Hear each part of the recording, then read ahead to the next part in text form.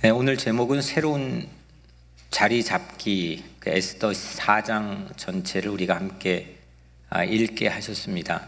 하나님께서 오늘 여러분들 앞에서 영으로 함께 여러분들과 계신 것을 여러분들 마음속으로 믿고, 하나님께서 여러분들의 주시고자 하는 영적 메시지가 여러분들의 마음속에 들려 위로와 회복과 새로운 희망과 믿음의 역사가 우리 공동체 위에 있게 되기를 주님의 이름으로 축복합니다. 오늘 우리 교회 어떻습니까? 하려고 하는데 여러분들 마스크 쓰고 힘드니까 오늘은 생략하고, 오늘 새벽에 영상 하나를 한국으로부터 받았습니다. 그 영상을 보고 제 가슴이 매우 좀 뜨거워졌습니다. 그 영상의 내용인즉슨 이겁니다. 우리 교회 제1 선교지가 여튼 우리 고국의 비무장지대잖아요. 아마 비무장지대를 선교지로 삼고 있는 데는 보통 선교지는 사람이 있어야 하잖아요. 우리가 복음을 전할 사람이 있어야 되는데 아마 전 세계 우리 교회 뿐이지 않을까, 이제 그런 짐작을 해보는데, 그 비무장지대에서 지금 우리와 함께 선교 파트너로 섬기고 있는 국경선 평화학교 정지석 목사님께서 그 주일 예배를 인도하고 주일 설교를 한 그 영상입니다. 그러니까 거기는 하루 빠르니까, 시간이 빠르니까 이제 그 지난 영상을 저에게 보내오셨습니다. 설교 장소가 매우 독특합니다. 그러니까 민통선 안에 논밭에 설교한 모습이었습니다.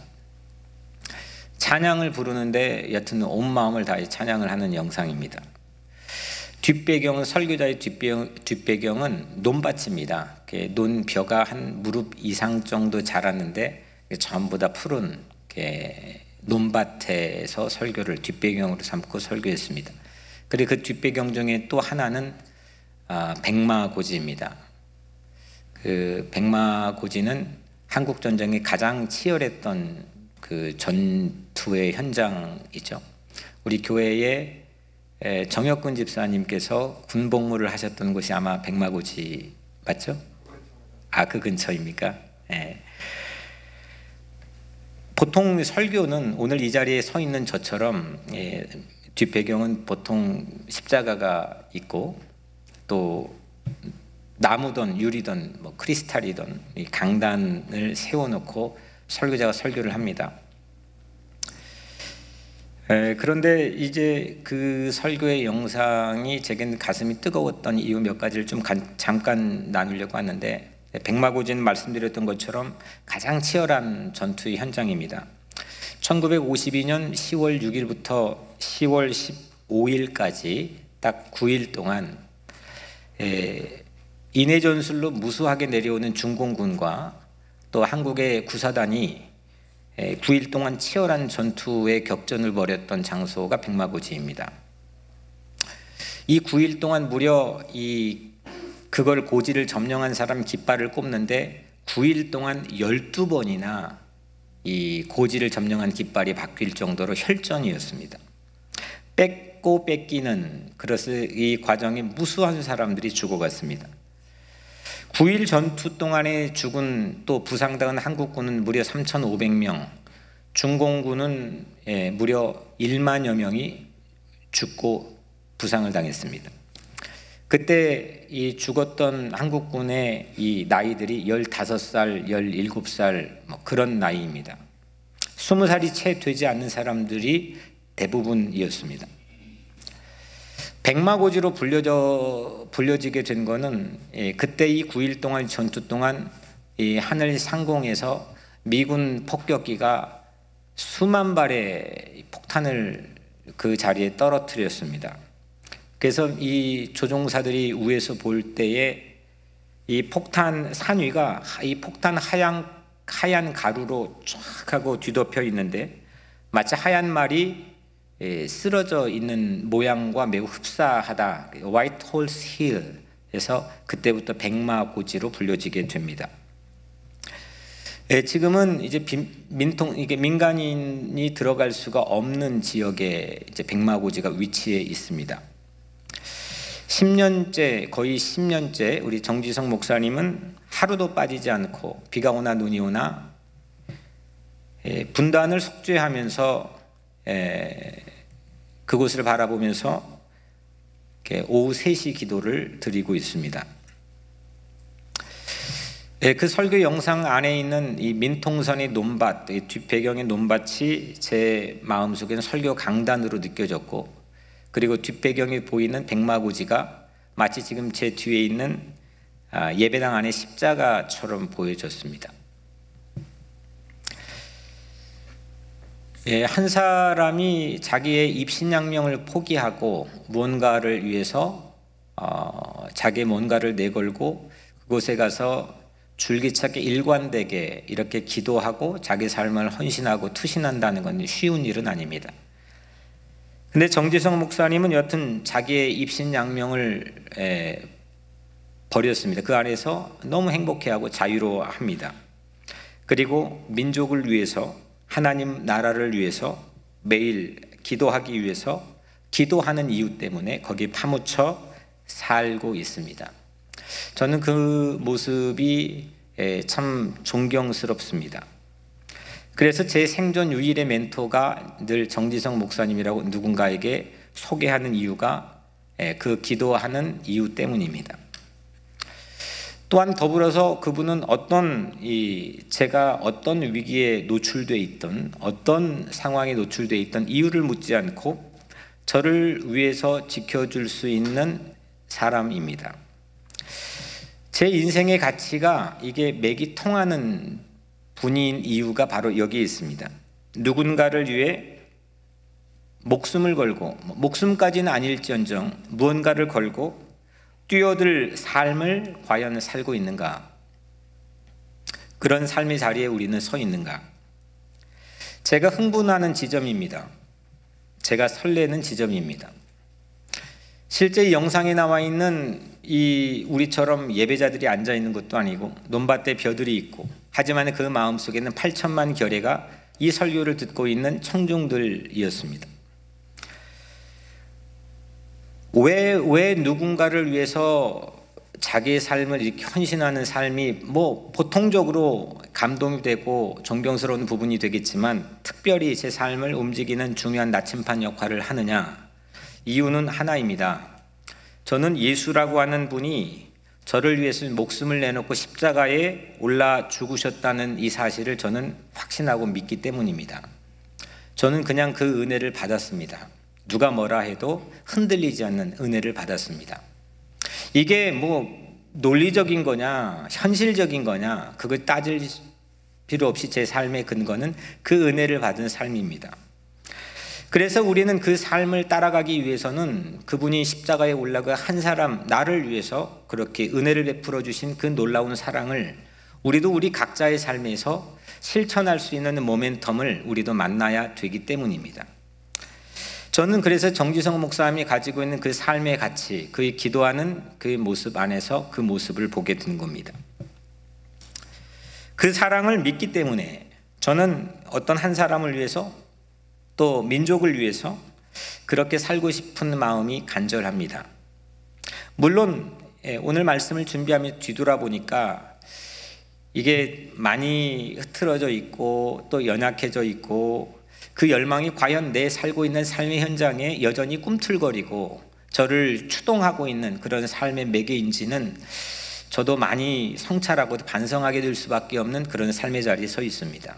하지만 분명한 것은 그 예수 그리스도가 십자가에 의해서 보여주셨던 그 놀라운 자기 과감성의 포기, 자기의 모든 삶의 이 안일한 삶의 자리 집착을 과감히 내던질 수 있는 그런 기계, 그 근거에 자리 잡고 있는 그 놀라운 사랑, 그 사랑이 오늘 우리 각자의 삶에 분명한 자유와 그리고 분명한 희망이 될 거라는 그런 사실에는 제 마음속에는 변함이 없는 진리입니다. 그래서 저는 그 설교 영상이 참 멋졌습니다. 어떤 화려한 성전 안에서 수없는 사람들을 놓아두고 정말 매력적인 설교를 하는 것보다 제 마음을 움직이게 했습니다. 그러면서 한 가지를 제가 그 영상을 통해서 깨닫게 된 거는, 이건 자리 잡기의 고수구나. 자리 잡기, 포지셔닝 한다는 거죠. 너 어디에 설 거냐, 어디에 자리를 잡을 거냐, 이 자리 잡기의 고수다라는 생각이 들었습니다. 내일은 7월 27일입니다. 오늘은 7월 26일이고요. 내일은 휴전협정 67주년이 되는 날입니다. 우리는 아직 67년 동안 이 전쟁을 쉬지 않고 있습니다. 냉전의 마지막 남은 분단 국가로 67년 동안이나 전쟁을 쉬지 않고 있는 비상식적인 이 삶을 우리는 마치 상식적인 걸로 받아들이고 있습니다. 누구도 그거를 비상식적인 행동이라고 그렇게 외쳐대는 목사가, 잠꼬대 같은 이야기를 하는 목사가 과연 얼마나 될까? 그런 크리스찬들이 얼마나 될까? 이 땅에, 제가 어린 시절만 해도 구국기도원이 한반도 삼천리반도 강산에 가는 곳마다 있었는데, 지금은 구국기도원이라는 말조차도 사라져버렸습니다. 나라를 위해 기도하고 민족을 위해서 자기 삶을 버릴 수 있는 그런 우리나라의 신앙의 전통, 교회의 그런 가치 자체가 많이 퇴색되어 있습니다. 이런 때에 여전히 그렇게 수없는 젊은이들이 그 선 라인을 마주보고 여전히 총을 들고 24시간 동안 빈틈없이 있는 이 비현실적이고 비상식적인 그런 상황이 있는 때에 백마고지를 강단의 십자가, 또 민통선을 설교 강단으로 삼은 것은, 이건 엄청난, 제 눈에 보기에 엄청난 예언자의 자리 잡기라고 보여졌습니다. 이게 진짜 예언자구나. 이런 배포와 기계가 시대를 움직이고 하나님께서 역사를 뚫고 나가는 화살촉 역할을 했던 것인데, 여하튼 제 눈에는 포지셔닝의 이 자리 잡기 고수처럼 보였습니다. 본문으로 들어와 보겠습니다. 본문의 첫 단어는 사람 이름입니다. 모르드게라는 이름입니다. 이 모르드게, 이 정지성 목사님은 제게 꼭 모르드게와 같은 분입니다. 모르드게는 당시 왕후였던 제국의 왕후입니다. 이스라엘 왕후가 아니라 당시 세계를 호령했던 바벨론 제국의 왕후입니다. 이름이 에스더입니다. 그 에스더의 삼촌이 모르드게입니다.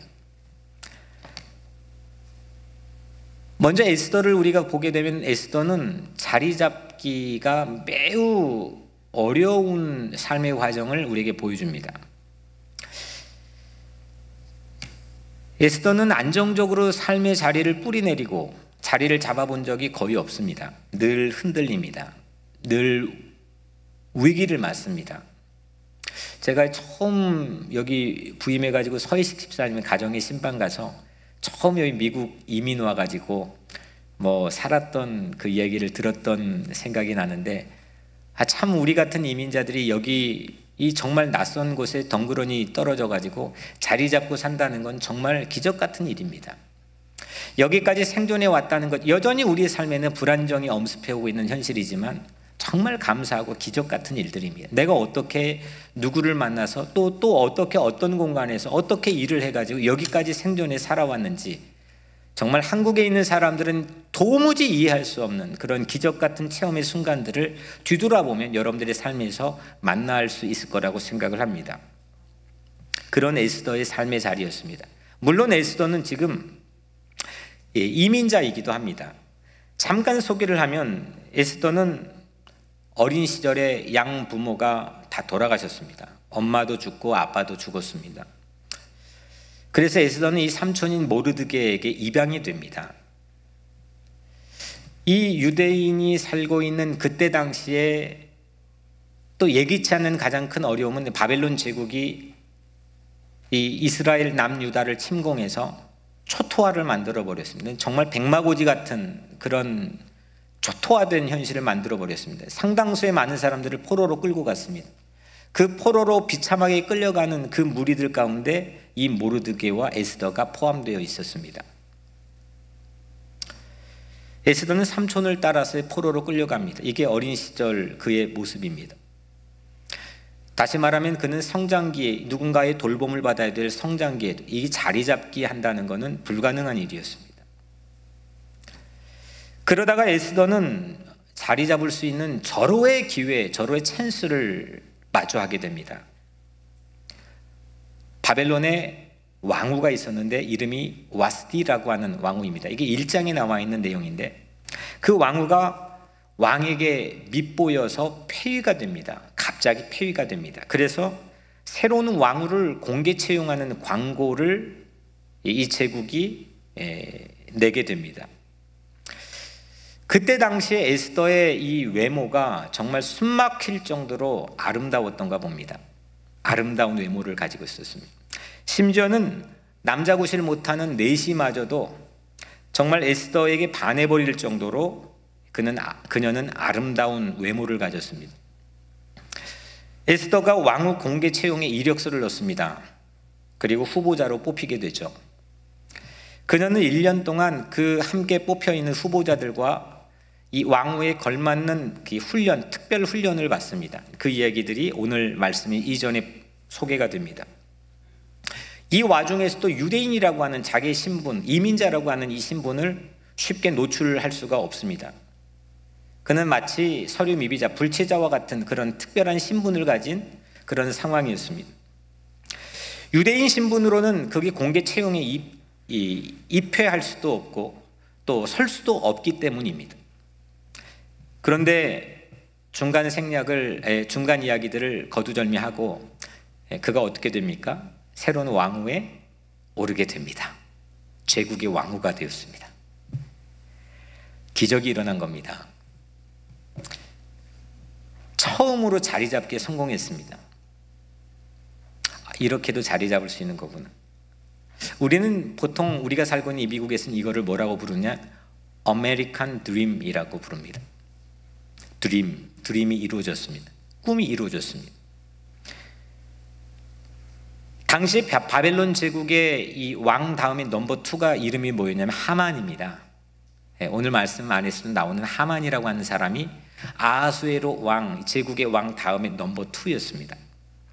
이 하만은 이렇게 설명을 좀 하자면 이 모르드게를 거의 숙적으로 생각합니다.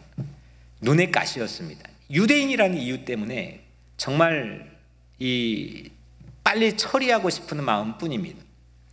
그래서 하만은 어느 날 왕을 속이게 되죠. 그래서 모략을 꾸미게 됩니다. 어떤 모략이냐면 유대인 홀로코스트.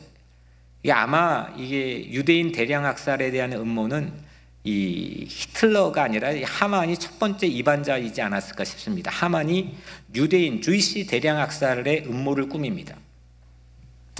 하루 동안에, 이거는 며칠 몇 달이 아니라 하루 동안에 제국 안에 있는 남녀노소의 모든 주이시들을 모두 죽이라는 어명이 내려지게끔 음모를 꾸밉니다. 끔찍한 일입니다. 이런 상황, 이런 배경에서 오늘 4장의 처음이 시작됩니다. 그리고 첫 번째 나온 단어가 모르드게입니다. 모르드게는 이 배경에서 이 소식을 듣고 먼저 뭘 했냐? 옷을 찢었습니다. 자기 옷을 찢었습니다. 대성통곡을 했습니다. 굵은 베옷을 입었습니다. 이거 방 안에서 한 게 아니라 왕궁 앞에서 했습니다. 굵은 베옷을 입었습니다. 죄를 뒤집어 썼습니다. 그리고 수많은 유대인들도 그 모르드게를 따라서 했습니다. 3절의 마지막 구절이 이렇게 되죠. 무수하더라, 무수하더라.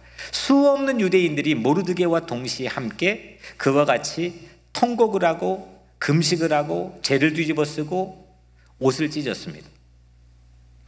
분위기가 짐작이 되죠. 만만치 않은 이 긴장이 아주 면면이 녹아있는 그런 상황들입니다. 왕후 에스더가 이 왕실의 안에 있었는데 이게 무슨 영문인지 이 자초지종을 묻기 위해서 자기 하인을 모르드게에게 보냅니다. 모르드게가 왕후에게 이렇게 또 전가를 보내죠. 지금 당신은 왕에게 나가십시오. 그리고 우리 이 민족, 벽척간돌 위기에 놓여있는 이 민족을 구할 수 있는 유일한 한 사람은 당신입니다. 왕에게 나가십시오. 부탁을 하십시오. 그런데 이 삼촌의 부탁은 만만치 않은 부탁입니다. 이유를 잠깐 오늘 말씀에 제가 보여드리면, 이유는 에스더가 삼촌에게 보낸 답신을 보면 알 수 있습니다. 11절 보면 저를 보시면 됩니다. 왕의 신하들과 왕의 각 지방 백성이 다 알거니와 남녀를 막론하고 부름을 받지 아니하고 안뜰에 들어가서 왕에게 나가면 오직 죽이는 법이요. 이제 내가 부름을 입어 왕에게 나가지 못한 지가 이미 30일이라. 어떤 말씀인지 알겠죠? 좀 풍경이 그려지죠? 그러니까 왕이 콜해야 나갈 수 있다는 겁니다. 심지어는 아내일지라도. 근데 왕에게 부름을 받지 않고 그냥 나갔다가 왕이 기뻐하지 않으면 그 자리에 척결이 된다는 겁니다. 그런데 이 에스더는 이미 30일 동안 부름을 받지 않았습니다. 무언가 이 에스더에게도 자리 잡기가 흔들리고 있다는 징조를 우리는 감지할 수 있겠죠. 왕후인데도 또다시 이 자리 잡기가 위태로운 그런 상황에 놓여 있습니다. 끝이 없는 것 같습니다.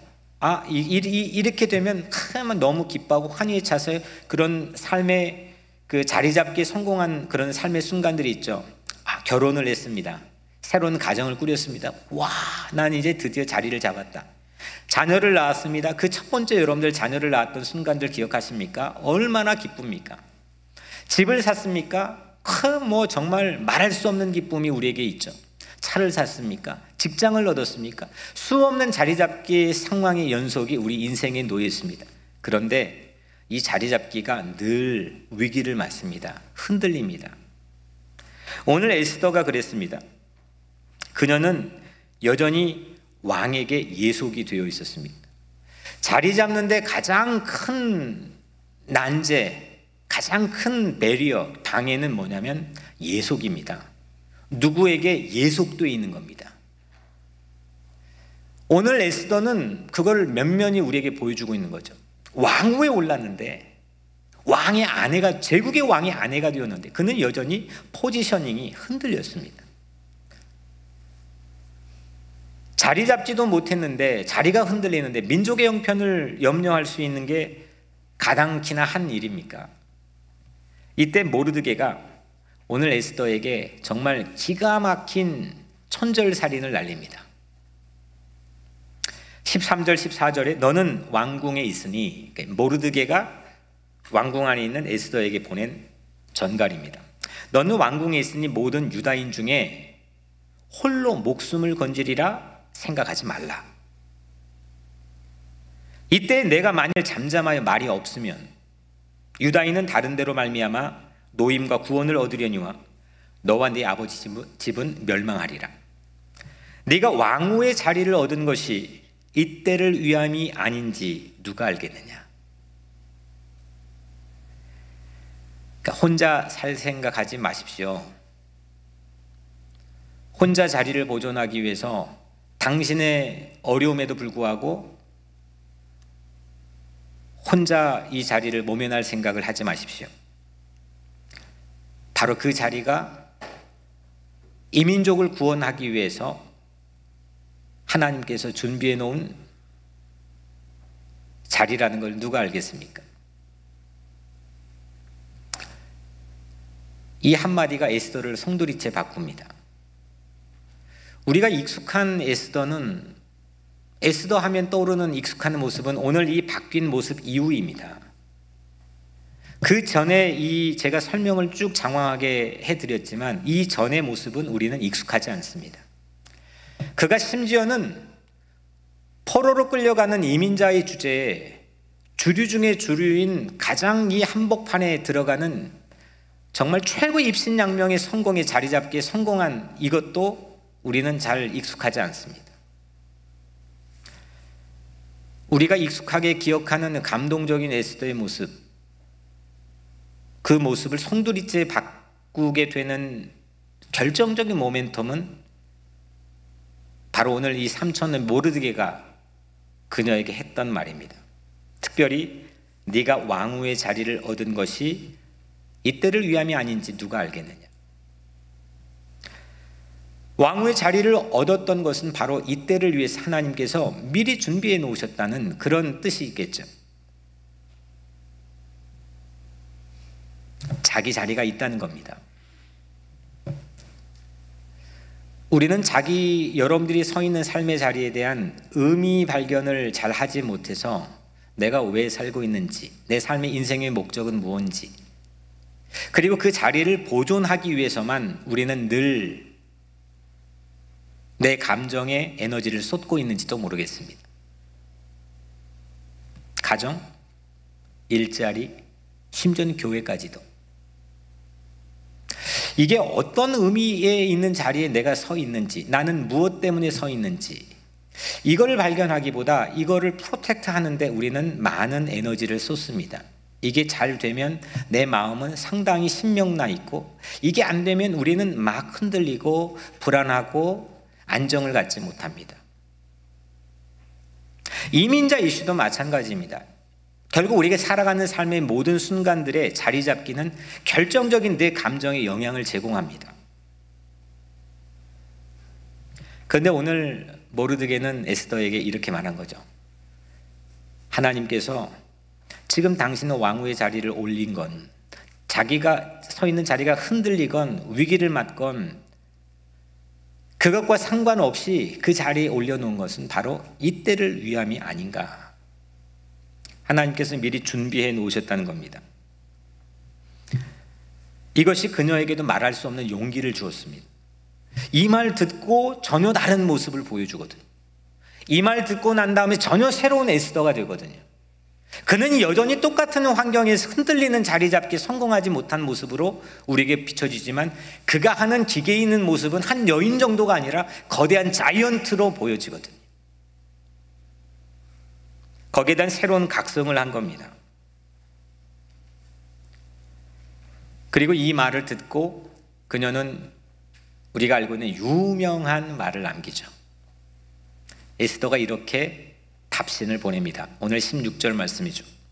당신은 가서 수산은 바벨론 제국의 당시 수도였습니다. 수산에 있는 유다인을 다 모으고 나를 위하여 금식하되 밤낮 3일을 먹지도 말고 마시지도 마소서. 나도 나의 시녀와 더불어 이렇게 금식한 후에 규례를 어기고 왕에게 나가리니 죽으면 죽으리이다. 소름 돋지 않습니까?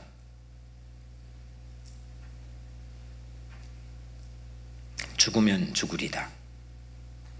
규례를 어기고 왕에게 나가리니 죽으면 죽으리다. 죽음을 각오한 채 왕에게 나갈 수 있는 내 자리, 또 내 민족의 자리, 그거를 찾은 겁니다. 이게 바로 새로운 자리 잡기입니다.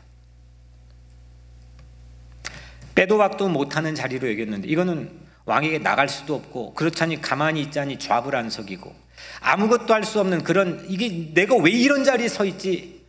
나는 왜 이런 자리에 서 있는 거야? 라고 한탄할 수밖에 없는 긴박한 위기의 자리에 서 있었는데, 그 자리가 새로운 의미를 갖추게 되었습니다. 하나님께서는 목적을 가지고 세우신 자리로 그는 새롭게 인식되고 확신이 들기 시작한 겁니다. 그리고 에스더는 자이언트가 되었습니다. 자리 잡기를 잘 하게 되면 사람의 존재의 크기가 달라집니다. 자리 잡기를 하면 그 사람이 풍기는 풍모가 달라지게 됩니다. 그 사람이 가지고 있는 생각의 지평이 넓어지게 됩니다. 그런데 자리 잡기를 잘 못하는 걸 혹시 여러분들의 개인적인 경험이나 주변을 통해 보십시오. 자리 잡기를 못하면 위축됩니다. 불안합니다. 어떻게 살지? 막막한데? 어떤 길로 나가야지? 우리 마음이 심하게 요동칩니다. 가만히 있고 싶은데도 내 마음대로 되지 않습니다. 잠이 오질 않습니다. 일상이 잘 잡히지 않습니다. 자리 잡기 때문입니다. 그런데 모르드게는 에스더에게 새로운 자리 잡기를 할 수 있도록 중요한 모멘텀이 되는 그런 말을 하죠. 내가 왕후의 자리를 얻은 것이 이때를 위함이 아닌지 누가 알겠느냐. 왕비의 자리가 바로 미리 준비된 자리라는 겁니다. 10여 년 전 이 자리를, 제가 이 지금 왕후의 자리를 미리 준비된 자리, 줄여가지고 미준자라고 불러 여러분들에게 전한 적이 있습니다. 미준자. 우리 각자는 미준자를 찾아야 될 줄로 믿습니다. 하나님께서 미리 준비한 자리, 오늘 여러분들이 서 있는 그 자리가 하나님께서 나에게 미리 준비한 자리라는 그 새로운 의미를 여러분들이 찾기를 바랍니다.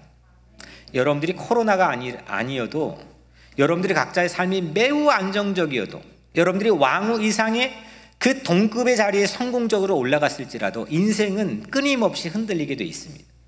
내가 서 있는 삶의 자리에 대한 새로운 의미를 발견하지 않으면 결혼을 해도, 자녀를 낳아도, 그 자녀가 성공해도, 무엇을 해도 이 삶의 기반은 흔들리게 되어 있습니다. 이게 세상입니다. 이게 역사입니다. 그런데 미준자, 미리 준비된 자리, 하나님께서 나를 위해서 미리 준비한 현장에 내가 서 있다는 새로운 확신과 믿음을 갖고 살기 시작한다면 삶의 신명이 넘칩니다. 세상이 흔들려도 나는 흔들리지 않습니다. 사방에 우겨쌈을 당해도 나는 요동하지 않습니다. 이것이 바로 신앙의 힘인 걸 성경은 우리에게 보여주고 있습니다. 오늘 우리 사랑하는 성도 여러분들에게 이 은혜가 임하기를 주 이름으로 축복합니다. 아, 이거 흔들리면 어떻게 하지? 이거 빼앗기면 어떡하지? 나는 여전히 무언가에 연결되어 예속되어 있는데, 경제적이건 무엇든 이렇게 연결되어 있는데, 아, 이게 흔들리면 어떻게 하지? 이 자리가 빼앗겨지면 어떻게, 소멸되면 어떻게 하지? 물론 이런 수많은 도전과 위기가 우리 앞에 놓여 있는 건 사실이지만, 오늘 여러분들의 마음속에 이 미준자라는 새로운 가치가 하나님께서 임하게 하실 수 있다면 여러분들의 마음은 요동하지 않을 줄 믿습니다. 그래서 정지성 목사님은 제게는 꼭 모르드게 같은 분입니다. 뭔가 뜨거운 것이 올라오도록 만듭니다. 죽으면 죽으리다, 심령 속에 새로운 용기를 깨어나게 합니다. 애시당초 저는 빈손이었습니다. 아무것도 없었습니다. 지금 괜히 폼 잡고 있는 거지, 가만히 뒤돌아보고 솔직히 뒤에 걸어온 흔적들을 보면, 처음을 보면, 여러분들은 어떨지 모르겠지만 저는 아무것도 아닙니다. 이 겸손한 척 하는 것도 아니고 연약한 척 하는 것도 아닌지라 그냥 빈손입니다. 하나님께서 인도해 주셨습니다. 빈손이라고 생각하는 순간 세상 눈치를 보지 않게 되고, 사람 눈치를 보지 않게 되고, 내가 서 있는 삶의 새로운 자리 잡기, 의미를 발견하게 되고, 그 순간 내 마음은 하늘만큼 넓어집니다. 두려움이 없어집니다. 그 길을 걷게 하시는 것이 하나님의 섭리인 줄로 믿습니다. 정지성 목사님은 저에게 그런 뜨거움을 갖게 합니다. 늘 그런 모멘텀을 만들어줍니다. 왜 그러느냐? 이유가 하나입니다. 그분이 왜 나에게는 모르드게 같은 역할을 해주시는 분이냐? 이유가 하나입니다. 왜냐하면 그분 안에는 뜨거운 뭔가가 있기 때문입니다. 사람은 다 연약하죠. 사람은 다 실수도 할 수 있고, 사람은 다 쓰러지고 연약하여 넘어질 수도 있죠. 하지만 그분 안에는 늘 그 뜨거움이 있습니다. 물론 죽음까지는 아니겠죠. 죽음까지는 아닐지언정 뭔가를 포기할 수 있는, 너를 위해서, 나를 위해서, 아니면 민족을 위해서 충분히 그런 확신과 신뢰가 갈 수 있는 삶을 보여주고 있기 때문입니다. 사람의 마음은 그거에 따라서 움직여지는 거 아니겠습니까? 우리도 마찬가지로 모르드게 같은 그런 배포와 삶이 결정적인 모멘텀을 만들어낼 수 있는 그런 기계와 그런 믿음이 오늘 우리 사랑하는 예배자들 마음속에 있게 되기를 주 이름으로 축복합니다. 여러분들이 모르드게가 되십시오. 최신판 모르드게가 되십시오. 자녀에게 그런 결정적인 모멘텀을 만들어줄 수 있는 그런 모르드게가 되시고, 여러분들의 이웃과 주변에, 여러분들의 일터에서 그런 인생을 살아가시길 바랍니다. 나이가 들어가면 힘이 빠지니까 상실감을 갖게 되죠.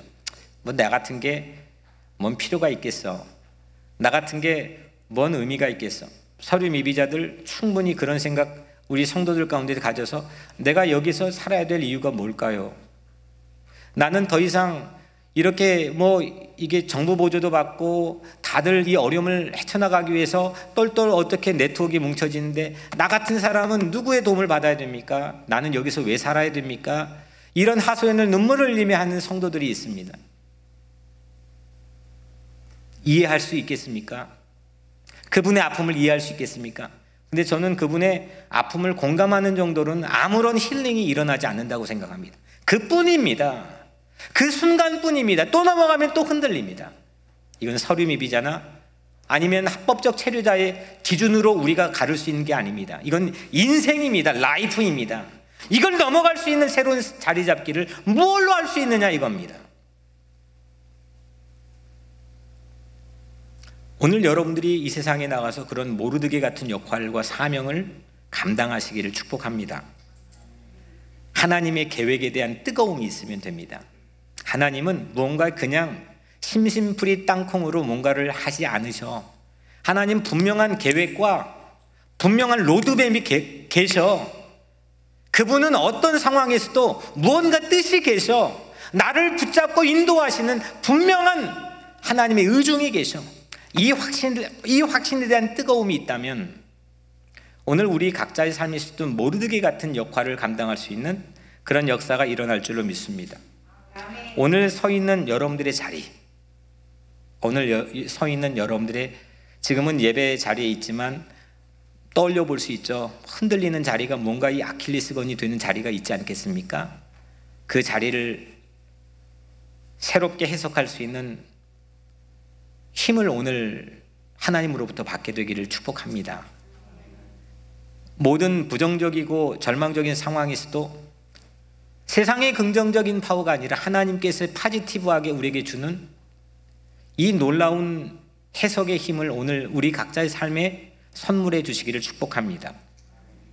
내일 일어날 일도 오늘로 앞당겨 해석할 수 있습니다. 오늘 에스더는 앞으로 어떻게 될지 모릅니다. 이 민족의 운명 자체, 벽적간도에 놓여있는 운명 자체가 어떻게 될지 모릅니다.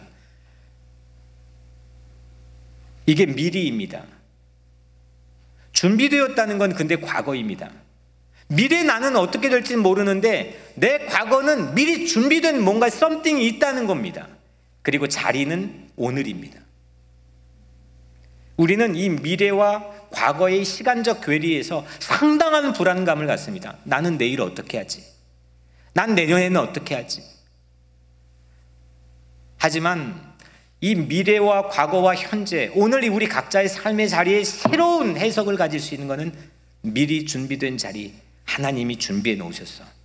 하나님은 나를 특별한 섭리 가운데 인도하셔. 그걸 확신하고 믿는 내 삶에 대한 새로운 해석과 확신이라고 저는 생각합니다.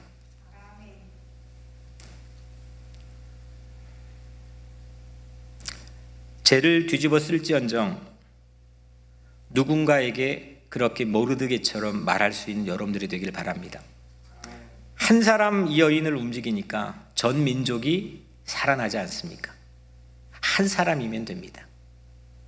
그 한 사람, 정지성 목사님은 제가 가만히 보니까 주변에 저만큼 이렇게 막 하는 사람이 없습니다.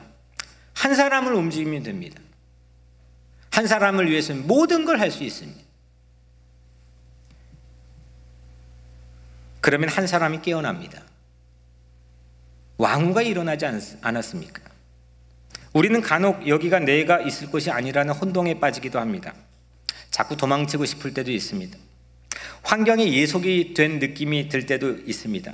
그럴 때가 지금 또 특별히 코로나 시대입니다. 이 환경, 이 바이러스라고 하는 환경에 우리 모든 전 세계 지구촌 시민들이 예속이 되어 있습니다. 그러면 우리는 무력해집니다. 사기가 꺾입니다. 비겁해집니다. 저는 최심판 모르드게처럼 살고 싶은 그런 열망이 있습니다. 살려내고 싶습니다. 한 사람을 주목하고 싶습니다. 연약한 자, 소외받은 자, 뭔가 웅크리고 있는 그 한 사람을 위해서 달려가고 싶습니다. 내 안에 뜨거운 걸 잃지 않고 싶습니다. 그래서 굵은 베옷도 입을 줄 알고 또 제도 때론 뒤집어쓸 각오도 하고 그렇게 살았으면 좋겠습니다. 나이가 들어도 그 청춘의 기계를 잃지 않고 그렇게 늙어가면 좋겠습니다. 통곡도 할 줄 알고 무수한 사람이 함께 따라올 수 있는 그런 가치 있는 삶을 향해 걸어갈 줄도 알고 그렇게 살았으면 좋겠습니다. 분명 코로나 시대는 자리 잡기가 여간 힘든 위기의 시대에 우리는 놓여 있습니다. 그런데 모르드게 같은 한 사람이면 넉넉합니다. 내 옆에 누군가 모르드게가 있으면 됩니다. 그리고 내가 누군가에게 모르드게 같은 사명을 감당하면 됩니다. 그러면 시대의 등대 역할을 할 수 있는 모르드게 그 한 사람이 이 시대를 살릴 수 있는 하나님의 마지막 남은 그루터기가 될 줄로 믿습니다. 자녀 앞에서 모르드게가 되십시오. 그 자녀가 성공해도 좋은 직장 취직해도 여전히 세상 이 엄청난 위기 앞에서 흔들리는 자리 잡기가 매우 위태로운 삶에 놓여 있을 겁니다. 그 자녀 앞에서 또 교회 앞에서 모르드게가 되십시오. 교회가 아무리 어려워도 교회가 힘들어도 다 같이 이거 어떻게 그거 할 수 있겠지만 그건 일반적 상식입니다. 그게 아니라 모르드게가 되십시오. 이 교회를 향해 하나님께서 준비해 놓으신 이 성전을 향해서 모르드게처럼 희망을 말할 수 있는 사람이 되십시오. 이 교회는 이 시대와 동포사회, 이 사회를 향해서 모르드게 역할을 해야 됩니다. 세상은 다 흔들리고 전문가들 갑론을 봐가며 자기의 고견들을 내놓지만 아닙니다. 하나님께서 준비한 시대의 자리가 시대의 인재들이 분명히 있습니다. 이렇게 말할 수 있는 그런 모르드게 같은 뉴욕 우리 교회가 되었으면 좋겠습니다. 이렇게 모르드게 같은 삶의 모멘텀을 만들 수 있는 삶 우리 같이 공유했습니다.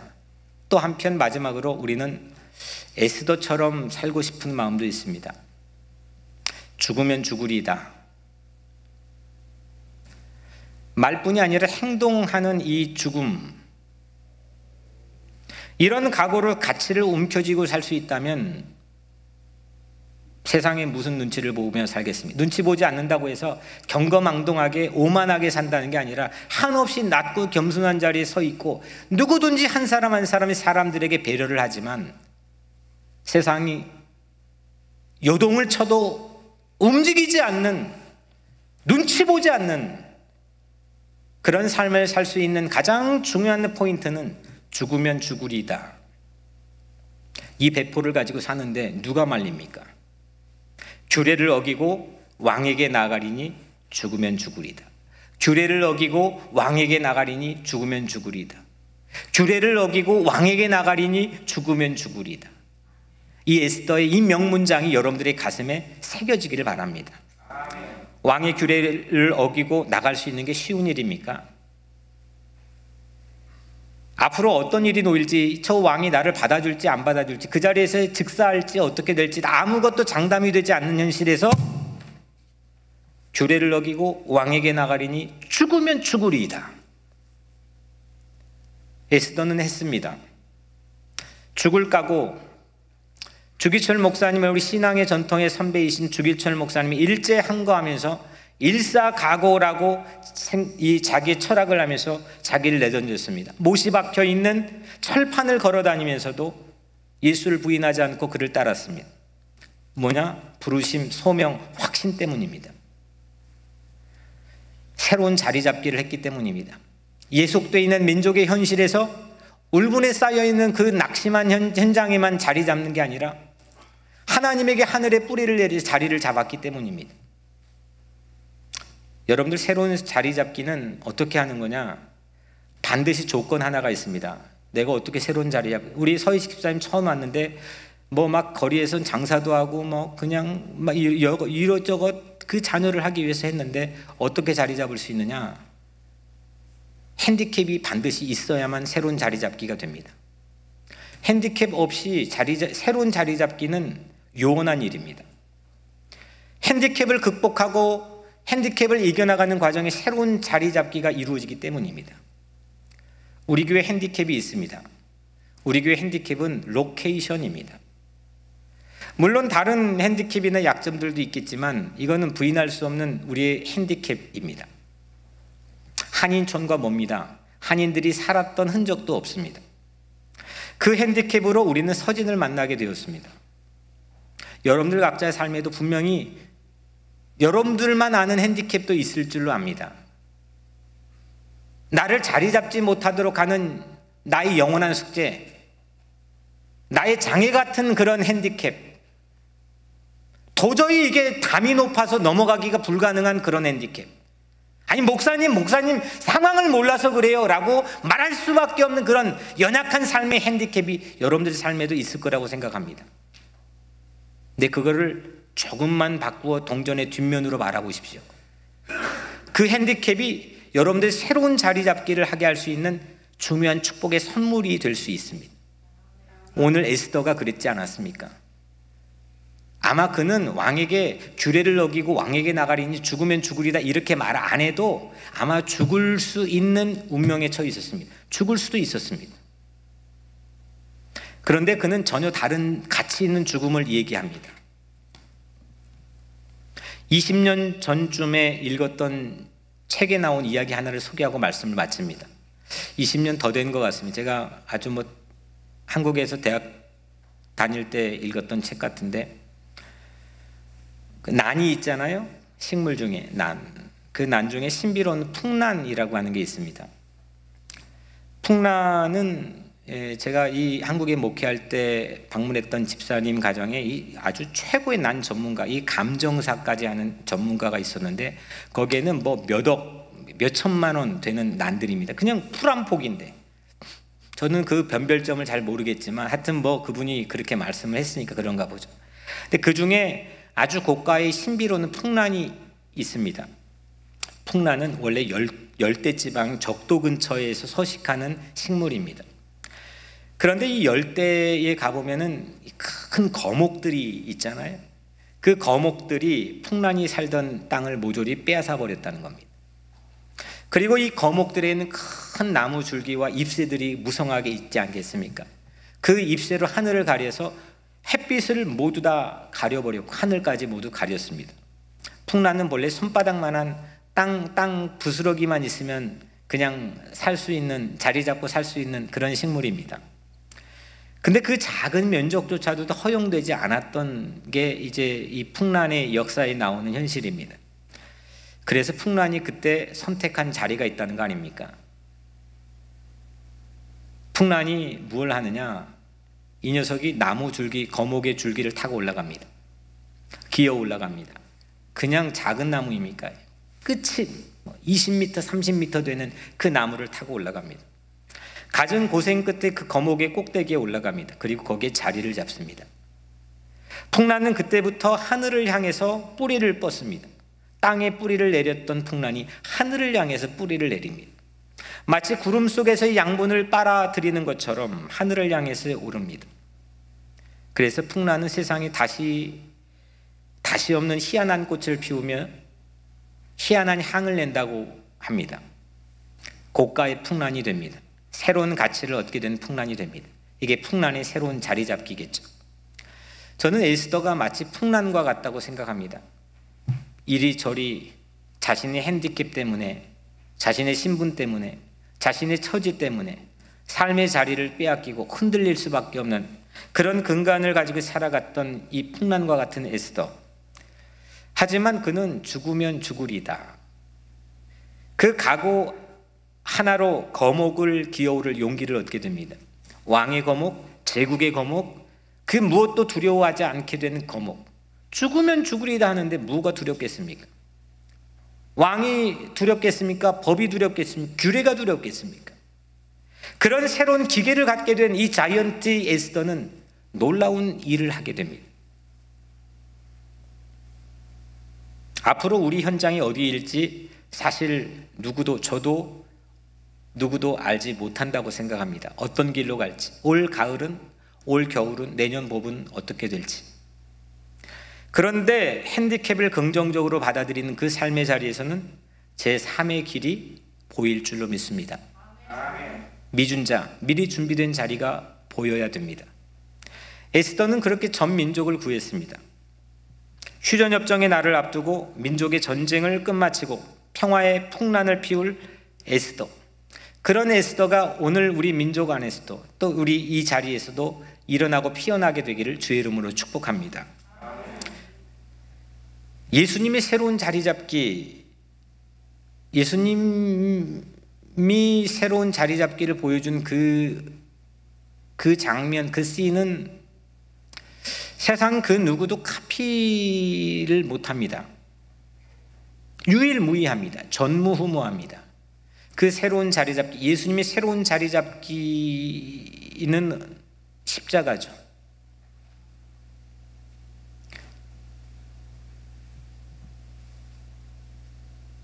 죽으면 죽으리다 정도가 아니라 실제 죽겠다고 달려들어 올라간 거목, 그 십자가의 거목, 로마 제국의 거목, 그 거목 앞에 올라갔던 예수 그리스도, 풍란처럼 오른 곳, 그곳이 바로 십자가 아니겠습니까? 하지만 십자가에서 예수님은 3일 만에 부활의 꽃을 피운 줄로 믿습니다. 사랑하는 여러분, 십자가만 타고 올라가면 우리 핸디캡은 극복될 줄로 믿습니다. 휴전협정이건 코로나건 우리 삶의 소소한 사소한 문제이건 그 문제를 타고 올라갑시다. 그 십자가를 타고 올라갑시다. 여러분들 각자에게 부여된 그 자기 십자가를 타고 올라갑시다. 거기에서 부활의 꽃을 피우게 될 줄로 믿습니다. 그것이 바로 미리 준비된 자리, 미준자라는 새로운 가치, 새로운 자리 잡기를 통하여서 하나님께서 내 삶에 맡겨주신 새로운 의미를 발견하고 세상을 향해 희망을 말할 수 있는 그런 모르드게 같은 그런 우리 여러분들이 되기를 주님의 이름으로 간절히 축복합니다.